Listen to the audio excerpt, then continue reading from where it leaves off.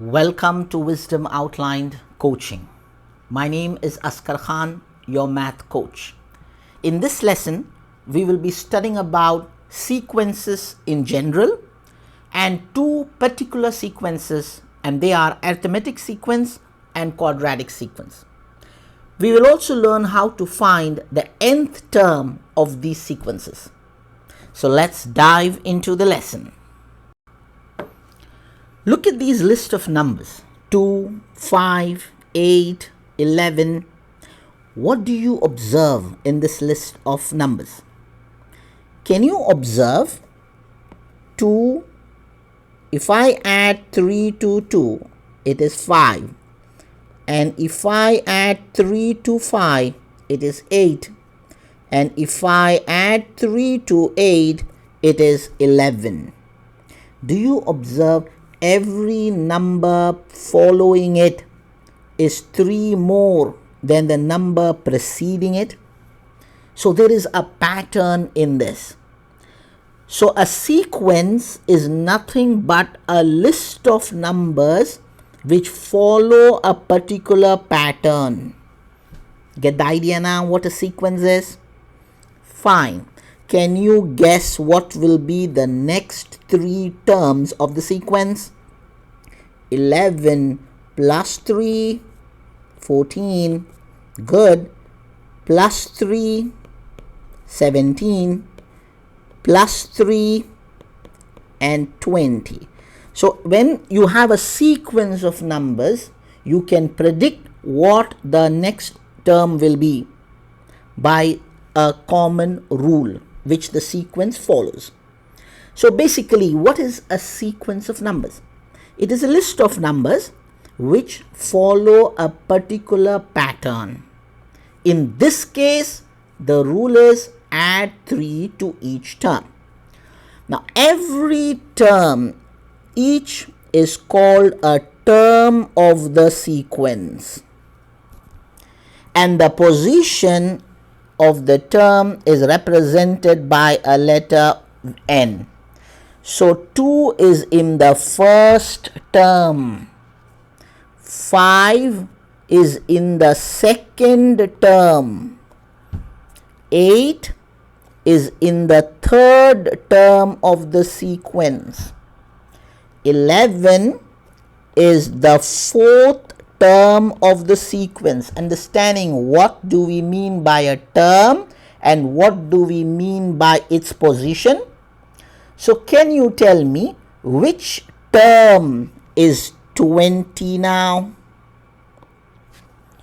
4, 5, 6. So 20 is the 7th term of this sequence. Understand? So what a sequence is? Let's have a look at few more sequences. Look at this sequence. 13, 8, 3, minus 2. Can you guess or observe what is the rule that this sequence is following? What is the pattern? Think carefully. 13 minus 5 is how much? 8. 8 minus 5 is 3. 3 minus 5 is minus 2. Can you guess what will be the next 3 terms? Go ahead. Minus 2 minus 5 is going to be minus 7.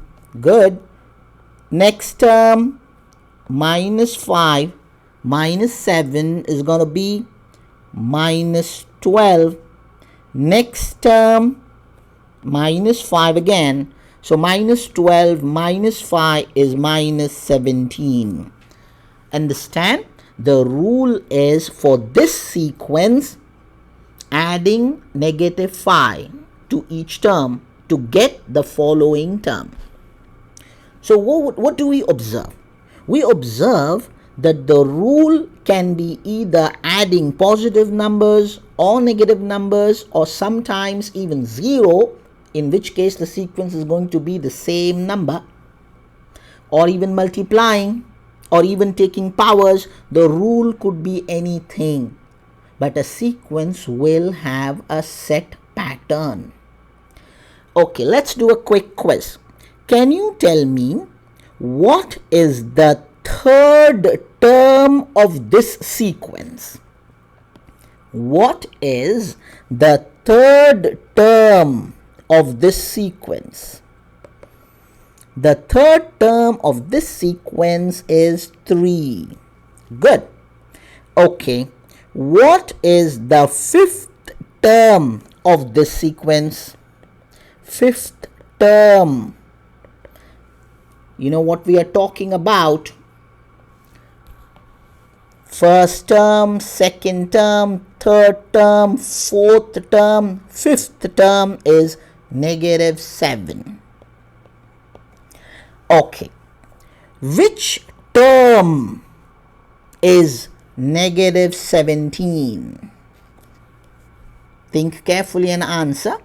Which term is -17? 1, 2, 3, 4, 5, 6, 7. So seventh term is -17. You understand that now? So what is the difference between the term and its position in the sequence? Seventh term is -17. So we get the idea of how to figure out what the sequence is. Sometimes the pattern may be a little bit complicated too. In this case, it was very easy, just simply -5 each time. So let's look at the further sequences. Let's look at the sequence now. 2, 6, 10, 14. Is there a pattern? Yes, of course. 2 plus 4 is 6. 6 plus 4 is 10. 10 plus 4 is 14. So can you guess what will be the next 3 terms? 14 plus 4 is 18. Okay. 18 plus 4 is 22. And plus 4 is 26. Now, if you observe, a fixed number is added to every term to get the next term. Such a sequence where a fixed number is added to every term to get the next term is called arithmetic sequence. Understand now what an arithmetic sequence is? A sequence where a fixed number is added throughout every term to get the next term. Such a sequence is called an arithmetic sequence. Okay. Now, what is the position of each term? Let's see. The position is given by the variable n. N represents the position of the term. So what is the position of the first term? 2. So n is 1. The position of 2. Which position, or let's put it this way, which position is 6? It's in the second position. So n is 2. Are you getting the idea what n stands for? It stands for the position of the term. And similarly, the third term is 10, the fourth term is 14, fifth term is 18, sixth term, seventh term, and so on. Now, we can obviously guess what will be the next term by adding 4. But suppose if I ask you, what will be the 100th term? That means the term whose position is 100. Now you can't go on adding up till you reach 100th position. So there is a formula to come up with to find the nth term of the arithmetic sequence. How do we find the nth term of the arithmetic sequence? You know how to identify whether a sequence is arithmetic or not. How? When there is a constant number being added to every term, such a sequence is called arithmetic sequence. We know that. Now, if you have to find the nth term of the sequence, the formula is, we are not getting into how you come with the general formula. The formula is to find the nth term of the arithmetic sequence, represented as n, is the first term plus n minus 1. N stands for the position times d. D is the common difference or the fixed number. Common difference. It's called common difference. Now let's find out what is the 100th term of this sequence. In other words, 100. N stands for 100 because we are finding the 100th term.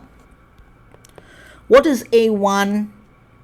It represents the first term of the sequence. In this case, it is 2 plus, we are finding the 100th term. So n will be 100 minus 1 times d stands for the common difference, the fixed number that you are adding. In this case, it's 4. That's all. Now do your math and find out how much is this. 2 plus 100 minus 1, 99 times 4. And how much is this? It is 398. So the 100th term of this sequence is 398. So you get the idea of how you find the nth term of an arithmetic sequence. Do you get an idea of how to identify whether a sequence is an arithmetic sequence? Great. So let's move on and try to find out what is a quadratic sequence. Let's look at this sequence. 3, 6, 11, 18, and so on. What do you observe? 3 plus 3 is 6. Fine.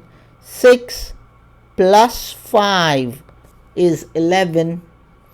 11 plus 7 is 18.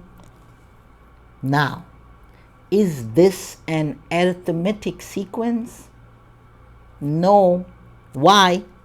Because the numbers that are being added to each term are not the same throughout.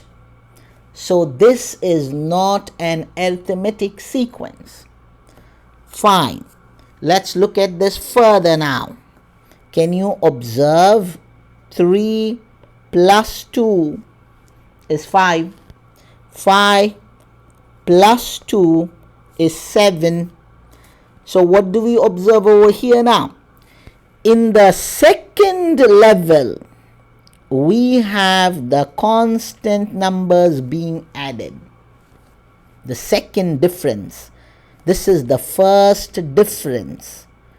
This is the second difference. 5 minus 3, 2. 7 minus 5, 2. So when the second level of the difference is the same throughout, such a sequence is called quadratic sequence. Understand the difference between arithmetic sequence and the quadratic sequence. Let's label this level as first difference. and let's call this level as second difference. So in a quadratic sequence, the second level of the differences will be the same throughout. Such a sequence is called quadratic sequence. Now, how do we go about finding the nth term of the quadratic sequence? That is what we will come up with. Nth term of the quadratic sequence. Let's find out the nth term of quadratic sequence. Now, in general, there is a rule. If you remember the rule, it gets pretty easy. The nth term of a quadratic sequence is found out by a general form an squared plus bn plus c. This is the general rule, general form of a quadratic sequence. All what we have to do is figure out a way to find out the value of A, the value of B, and the value of C. Now, in order to find out A, B, and C, the equations are, we are not getting into how we got these equations. The equations are, in order to find A, if you want to find A, 2A is equal to the second difference. 2A is equal to the second difference. Now, in this case, what is the second difference? It is 2, right?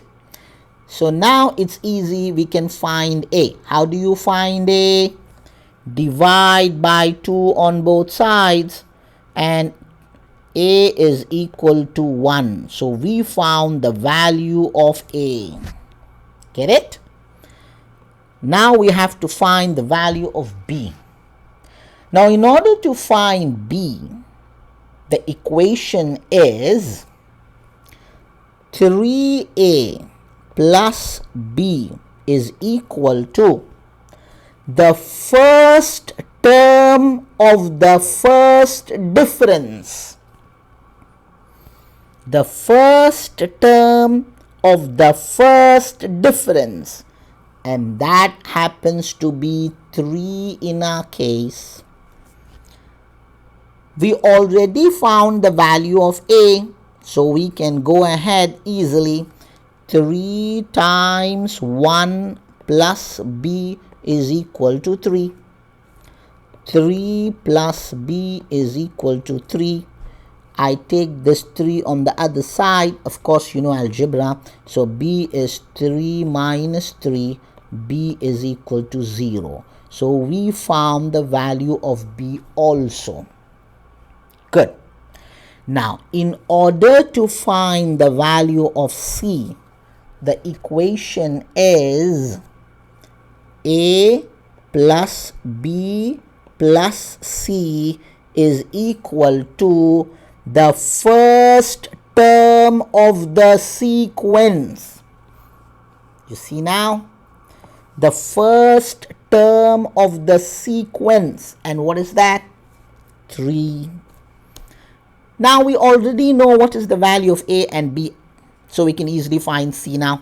What is the value of A? 1 plus. What is the value of B? 0 plus C is equal to 3. So C is equal to 3 minus 1. C is equal to 2. Now we found A, B, and C. We can go and plug it in the general formula over here for A, B, and C. And that is going to be 1n squared plus 0n plus 2.